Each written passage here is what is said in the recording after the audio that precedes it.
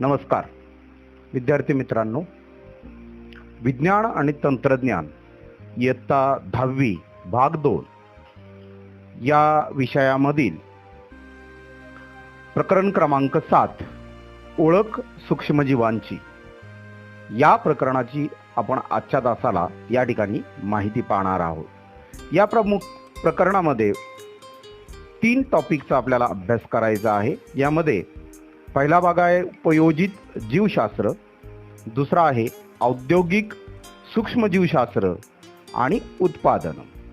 चला तर मग आपण सुरू करूया ओळख सूक्ष्मजीवांची।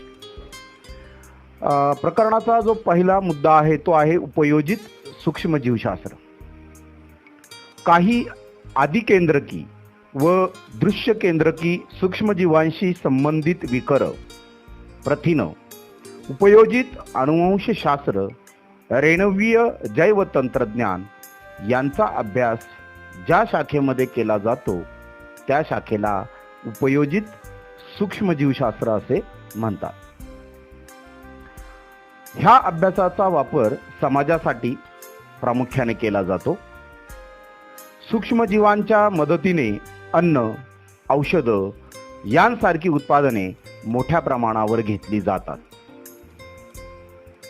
औद्योगिक सूक्ष्मजीवशास्त्र या मुद्द्यामध्ये सूक्ष्मजीवांच्या व्यावसायिक वापराशी संबंधित हे शास्त्र असून यामध्ये आर्थिक, सामाजिक, पर्यावरणीय दृष्ट्या महत्त्वाच्या प्रक्रिया व उत्पादने या सर्वांचा समावेश या घटकामध्ये होत असतो।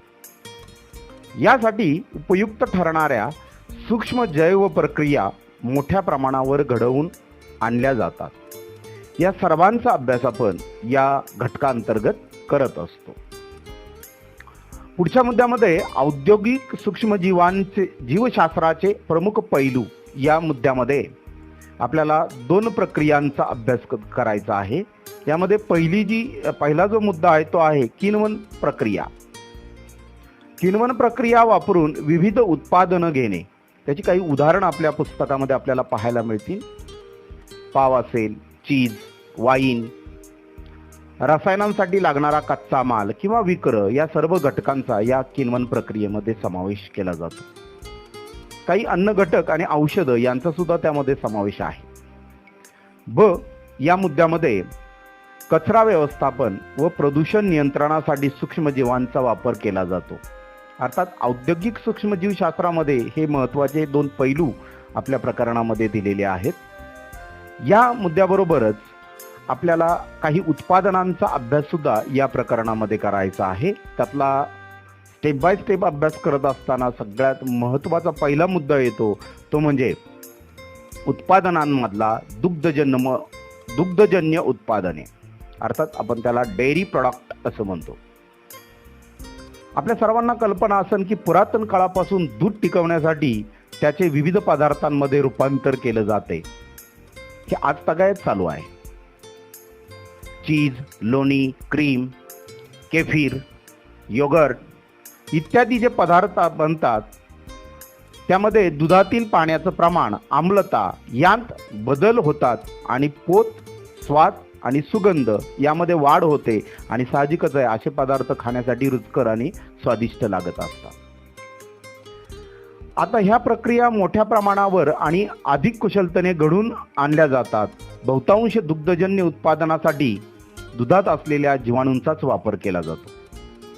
फक्त चीज उत्पादनामध्ये तंतुकवके वापरली जातात। योगर्ट, लोणी, क्रीम वगैरेंसाठी मूलभूत प्रक्रिया जवळजवळ समानच आहे। सर्वप्रथम दुधाचं पाश्चरीकरण करून त्यातील इतर जे सूक्ष्मजीव आहेत जे हानिकारक आहेत ते नष्ट केले जातात। नंतर लॅक्टोबॅसिलाई जीवाणूच्या साह्याने दुधाचं किण्वन घडवून आणलं जातं। या किण्वन प्रक्रियेमध्ये दुधाचे लॅक्टोज नामक शर्करेमध्ये रूपांतर झालेलं असतं। अर्थातच लॅक्टिक आम्लात त्याचं रूपांतर झाल्यामुळे दुधातील प्रथिनांचं क्लथन जे आहे ते होऊन त्याचबरोबर स्वाद आणि सुगंध असलेली संयुग त्या ठिकाणी निर्मितीला येत असतात. पुस्तकामध्ये एक उदाहरण आपल्याला दिलेलं आहे. डायॲसिटिलीनला लोण्याचा स्वाद प्राप्त झालेला असतो आणि त्यामुळं त्याचा स्वाद आणि सुगंध संयुगी रूपामध्ये रूपांतरित झाल्यामुळं खाण्यास आणि वासासाठी सुद्धा चांगली आपल्याला वाटतात. आणि म्हणून दुग्धजन्य जे पदार्थ आहेत हे खऱ्या अर्थाने आपल्याला प्रथिनयुक्त घटकांचा पुरवठा करून देत असतात. अशा दुग्धजन्य पदार्थांचा प्रत्यक्ष निर्मिती कशी होती या संदर्भातला एक छोटासा व्हिडिओ आपण ह्या पुढच्या स्लाइडमध्ये पाहत आहोत. यामध्ये अगदी घरामध्ये आपण जी जनावरं पाळतो त्यांच्यापासून निघणारं दूध आणि फॅक्टरीत गेल्यानंतर तिथं कोणकोणत्या प्रकारच्या प्रक्रिया केल्या जातात या सर्वांचा समावेश आपल्याला या व्हिडिओमध्ये पाहायला मिळेल. आपण सुरू करूया व्हिडिओ.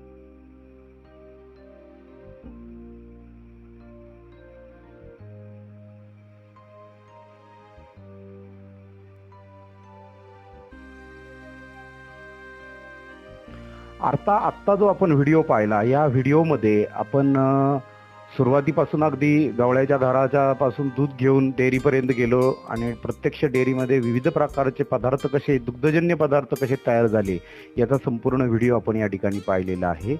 याच पदार्थांमध्ये आपण पहिल्या पदार्थाकडे जातोय ज्याचं नाव आहे यॉगर्ट उत्पादन. लॅक्टोबेसिलाई जीवाणूच्या मदतीनं तयार झालेल्या दह्याला योगर्ट असं संबोधलं जातं. त्याचं औद्योगिक उत्पादन करताना प्रथिनांचे प्रमाण योग्य राखण्यासाठी दुधात प्रथिनांसाठी दुधाची पावडर मिसळली जाते आणि दूध तापवून कोमट करून स्ट्रेप्टोकॉकस थर्मोफिलिस आणि लॅक्टोबॅसिलिस डेल्ब्रुकी या जीवाणूंचं एकाच एक प्रमाणातील मिश्रण मिसळलं जातं. स्ट्रेप्टोकॉकसमुळं लॅक्टिक आम्ल तयार होऊन प्रथिनांचं जेल बनतं. अर्थात ज्यावेळेस जेल बनतं त्यावेळेस आपल्या दह्याला घट्टपणा आलेला आपल्याला पाहायला मिळतो. लॅक्टोबॅसिलिसमुळं ॲसेटाल्डिहाइड सारखी संयुग जी आहेत ती बनतात आणि ह्या दह्याला विशिष्ट प्रकारचा स्वाद प्राप्त झालेला आपल्याला पाहायला मिळतो. यॉगर्टमध्ये आताश किंवा फळाचे रस इत्यादी मिसळून विविध प्रकारचे स्वाद निर्माण केले जातात. उदाहरणार्थ स्ट्रॉबेरी यॉगर्ट असन, बनाना यॉगर्ट असन. ह्या यॉगर्टचं पाश्चरीकरण करून ते जास्त टिकवता येतं आणि त्यातील प्रोबायोटिकचे गुणधर्म वाढवता येतात आणि म्हणून आजच्या युगामध्ये प्रोबायोटिक गुणधर्म असलेलं यॉगर्ट उत्पादन हे सगळ्यात महत्त्वाचं आणि प्रसिद्ध असणारं उत्पादन आहे आणि म्हणून आपल्या आहारामध्ये आपण यॉगर्ट म्हणजे अर्थात दह्याचा आपण समावेश केलेला आपल्याला पाहायला मिळतो. त्याचबरोबर दुग्धजन्य पदार्थामध्ये दुसरं उत्पादन जे निघतं ते म्हणजे लोणी, ज्याला आपण बटर म्हणून संबोधतो. याचं स्वीट क्रीम आणि कल्चर्ड असे 2 प्रकारामध्ये विभाजन केलं जातं. त्यापैकी कल्चर्ड प्रकारच्या उत्पादनामध्ये सूक्ष्मजीवांचा सहभाग आपल्याला सर्वात जास्त सहभाग असलेला पाहायला मिळतो. याचबरोबर पुढचं जे दूध उत्पादन आहे ते म्हणजे चीज निर्मिती. जगभरामध्ये मोठ्या प्रमाणात असलेल्या गाईच्या दुधाचा वापर करून चीज बनवलं जातं. सर्वप्रथम दुधाचं रासायनिक सूक्ष्मजैविकांमध्ये परीक्षण होतं. दुधात लॅक्टोबॅसिलिस क्रिमोरिस आणि स्ट्रेप्टोकॉकस थर्मोफिलिस हे सूक्ष्मजीव व रंग मिसळले जातात आणि त्यामुळं दुधाला एक आंबटपणा प्राप्त येतो आणि त्यानंतर दह्यातील पाणी काढून घट्ट होण्यासाठी आवश्यक असणारा जो मुद्दा आहे तो त्या ठिकाणी प्राप्त झालेला आपल्याला पाहायला मिळतो. यासाठी जनावरांच्या अन्नमार्गामधून मिळालेली रेनेट विकर पूर्वीपासून वापरत येत आहेत, परंतु हल्ली कवकापासून मिळालेले प्रोटीएज हा विकर उपयोगात आणला जातो आणि हा पूर्णपणे शाकाहारी आहे आणि त्यामुळे शाकाहारी चीज त्यापासून बनलेलं आपल्याला पाहायला मिळतं. दह्यातून पाणी वेगळं काढलं जातं. घट्ट दह्याचे तुकडे कापणे, धुणे, रगडणे इत्यादी नंतर त्यामध्ये मीठ घालणे, त्यात आवश्यक ते सूक्ष्मजीव, रंग, स्वाद मिळून चीज तयार होण्याच्या प्रक्रियेची सुरुवात या ठिकाणी केली जाते. नंतर दाबून चीजचे तुकडे केले जातात आणि ते परिपक्वतेसाठी साठवून ठेवले जातात. विद्यार्थी मित्रांनो, तुम्हाला माहीत आहे का, दुग्धजन्य पदार्थांच्या औद्योगिक उत्पादनामध्ये अतिशय स्वच्छता राखावी लागते आणि निर्जंतुकरण म्हणजे त्याचा आत्मा आहे. दुधाची जर फॅक्टरी असेल तर त्यामध्ये निर्जंतुकीकरण करणं हा सगळ्यात महत्त्वाचा पैलू त्यामध्ये आहे. कारण जीवाणूंना विषाणूंपासून धोका असतो आणि म्हणून जीवाणूंच्या विषाणूरोधक प्रजाती विकसित करण्यात आलेल्या आहेत. औद्योगिक सूक्ष्मजीवात अलीकडंच सूक्ष्मजीवांच्या उत्प्रवर्तित प्रजातींचा वापर मोठ्या प्रमाणावर वाढलेला आपल्याला पाहायला मिळतो. उत्पादनासाठी आवश्यक असलेले बदल घडवून आणतील व अनावश्यक प्रक्रिया किंवा पदार्थ टाळले जातील अशा प्रजाती कृत्रिमरित्या विकसित केलेल्या आहेत. कॉटेज क्रीम, मोझरेला हे जे चीजचे प्रकार आहेत ते मऊ प्रकारामध्ये गणले जातात. हे अगदी ताजे असतात किंवा नुकतेच बनलेले चीज म्हणून त्याला संबोधलं जातं. साधारणतः 3 ते 12 महिने ठेवून थोडं कडक झालेलं चेडार चीज जे असतं ते बनतं आणि 12 ते 18 महिने मुरलेलं आणि कडक झालेलं चीज हे पार्मेसन चीज म्हणून संबोधलं जातं. ह्या सर्व गोष्टींची माहिती पाहिल्यानंतर सगळ्यात महत्त्वाचा जो भाग आहे या प्रकरणामधला तो आहे प्रोबायोटिक्स. या घटकाचा आपण थोडक्यात या ठिकाणी अभ्यास करूया. हे पदार्थ दुग्धजन्य म्हणून संबोधले जातात, पण यामध्ये क्रियाशील जीवाणू असतात. उदाहरणार्थ लॅक्टोबॅसिलिस, ॲसिडोफोलिस, लॅक्टोबॅसिलिस केसी, बायोफोडोबॅक्टेरियम बायफिडम इत्यादी. हे जीवाणू मानवी आतड्यातील सूक्ष्मजीवांचा समतोल राखतात, म्हणजेच पचनक्रियेला मदत करणाऱ्या सूक्ष्मजीवांची वाढ करतात तर उपद्रवी जे सूक्ष्मजीव असतात, उदाहरणार्थ कॉस्ट्रिडियम, हे नष्ट करण्याचं कामकाज ही प्रोबायोटिक्स करत असतात. प्रोबायोटिक्स उत्पादनं यामध्ये यॉगर्ट, केफीर, सोअरक्रूट, डार्क चॉकलेट, मेसो सूप, लोणची, तेल, कॉर्न सिरप, कृत्रिम स्वीटनर्स, सूक्ष्म शैवाले अशा विविध स्वरूपांचे पदार्थ त्यामध्ये उपलब्ध असतात. अलीकडच्या काळामध्ये प्रोबायोटिक्सला एवढं महत्त्व का प्राप्त झालेलं आहे, या प्रश्नाचं उत्तर आपल्याला निश्चितच सांगता येईल. कारण ही उत्पादनं आपल्याला अन्न मार्गामध्ये उपयुक्त सूक्ष्मजीवांच्या वसाहती करून इतर सूक्ष्मजीव व त्यांच्या चयापचयाच्या क्रियांवर नियंत्रण ठेवत असतात. आपल्या शरीराची प्रतिक्षमता वाढवत असतात. चयापचयाच्या क्रियेत निर्माण झालेल्या घातक पदार्थांचे दुष्परिणाम कमी करण्यासाठी हे प्रोबायोटिक्स महत्त्वपूर्ण भूमिका बजावतात. प्रतिजैविकांमुळे अन्न मार्गातील उपयुक्त सूक्ष्मजीव जे अकार्यक्षम झालेले असतात त्यांना पुन्हा सक्रिय करण्याचं कामकाज हे प्रोबायोटिक्स करत असतात. आणि म्हणूनच अलीकडच्या काळामध्ये प्रोबायोटिक्सला फार महत्त्व प्राप्त झालेले आहे. अतिसाराच्या उपचारासाठी तसेच कोंबड्यांवरील उपचारांसाठी हल्ली प्रोबायोटिक्सचा वापर केला जातो. अशा ह्या प्रोबायोटिक्स विषयी थोडक्यात आपण एक व्हिडिओ पाहणार आहोत पुढच्या स्लाइडमध्ये.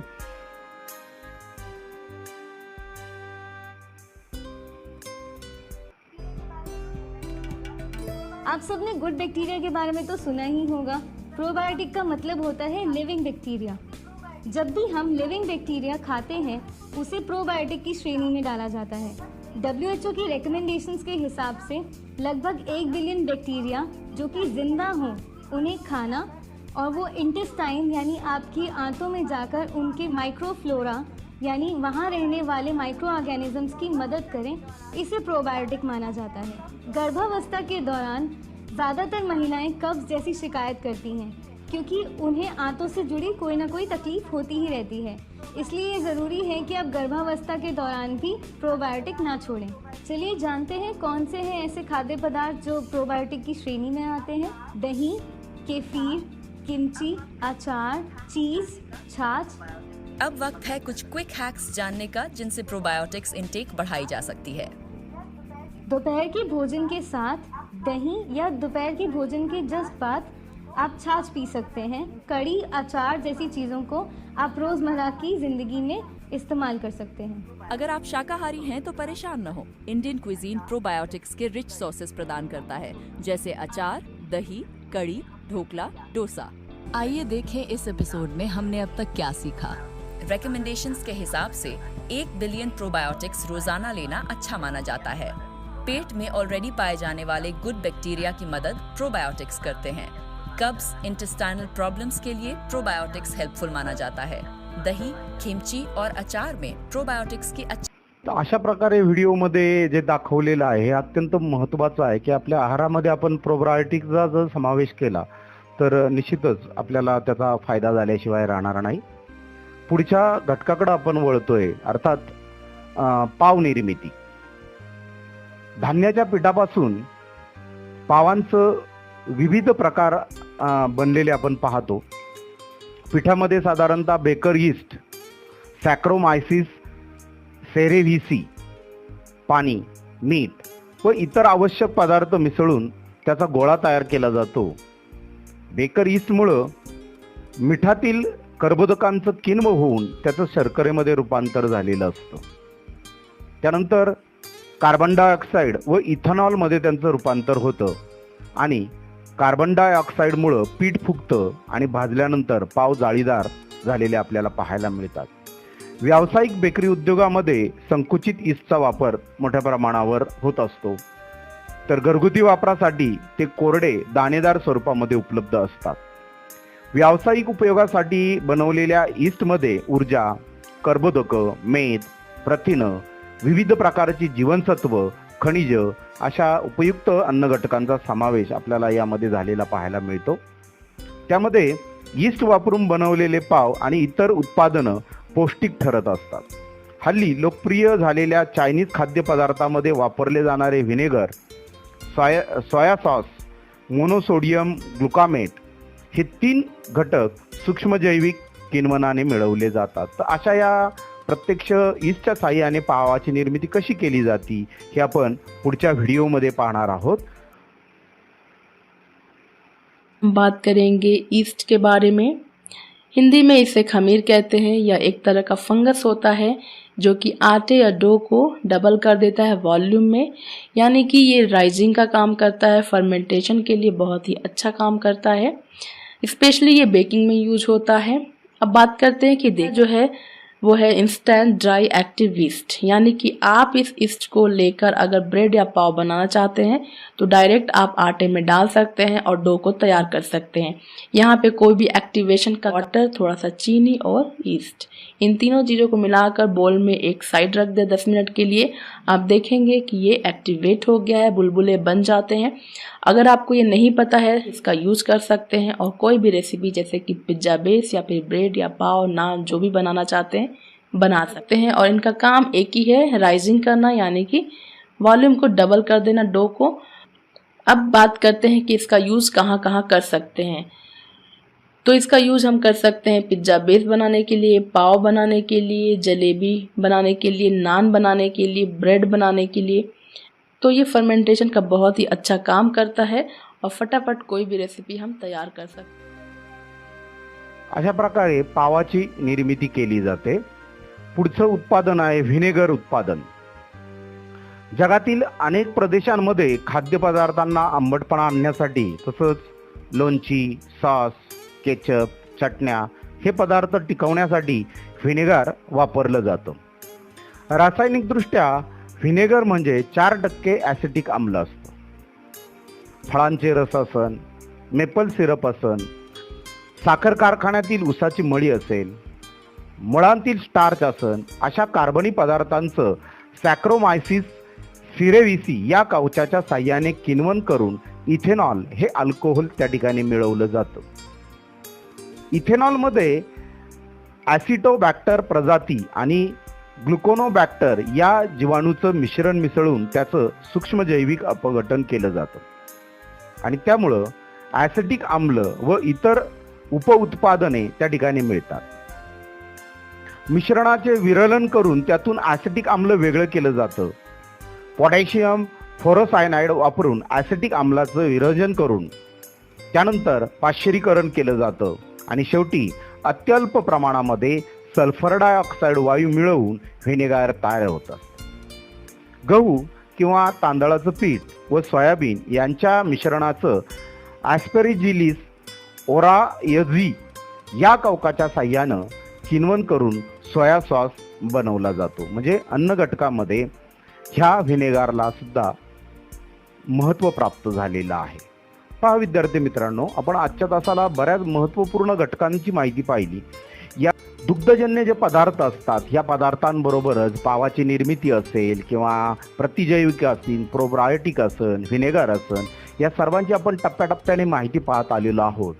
तर आजच्या तासाला आपण जी माहिती पाहिली ती तुम्ही वाचणं अत्यंत गरजेचं आहे आणि त्याचबरोबर या माहितीच्या आधारे स्वाध्यायामध्ये जे प्रश्न दिलेले आहेत ते प्रश्न आपण सोडवणं गरजेचं आहे, जेणेकरून वाचन केल्यानंतर प्रश्न सोडवण्यासाठी आपल्याला मदत होऊ शकते. आणि म्हणून आजचा तास संपवण्यापूर्वी मी तुम्हाला थोडासा घरचा अभ्यास सांगतो की आपल्या स्वाध्यायामध्ये आजच्या टॉपिकपर्यंत व्हिनेगर या टॉपिकपर्यंत जेवढे प्रश्न आलेले असतील ते सोडवण्याच्या दृष्टिकोनातून तुम्ही प्रकरण वाचा आणि तुमच्या उत्तराचा एक ढाचा तुम्ही तयार करा.